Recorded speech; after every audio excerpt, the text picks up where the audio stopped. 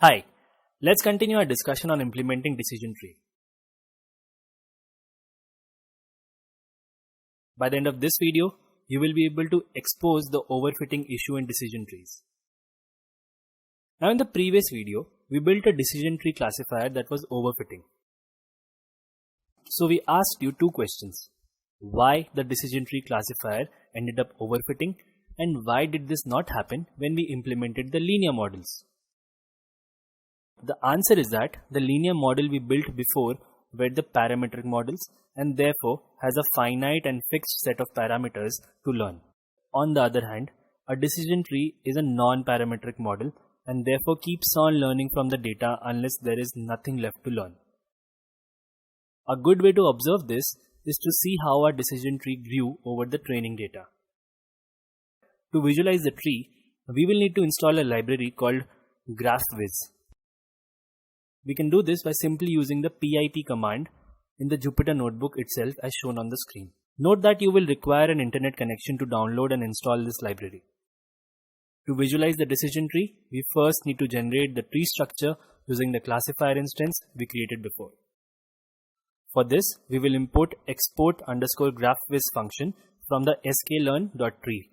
What this function does is that it creates an intermediary file which contains information about the nodes and edges of any tree graph-like diagrams. So, we will call export_graphviz function and pass some parameters to it. The first parameter is decision tree. Here, we have to pass the decision tree model which we have built. The second one is out_file. Here, we have to specify the name of the output file. We will name it as tree_viz. The third parameter is max_depth. We have specified none here, which means that the full tree will be drawn. Next is feature_names. Here, we have to specify the names of the features we provided to the model. We would recommend you to read the official documentation for a more detailed description and the link to which is given in the helper text below. Once we run this cell, there will be an intermediate file generated in your working repository. Now we have to use this intermediary file to render an image of the decision tree we built using the GraphViz library. For this, we will import the render function from the GraphViz library and pass three parameters, that is file path, format and engine. File path represents the intermediary file which we generated just a while ago, so we mention tree_viz here. Format represents the output format.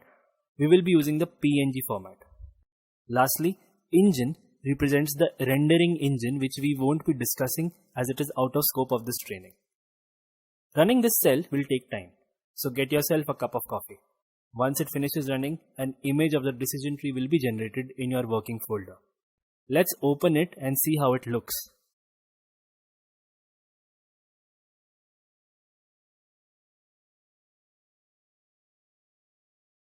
This is a very big tree. Visualizing this at whole is a difficult task. So let's zoom into the region we have marked in red.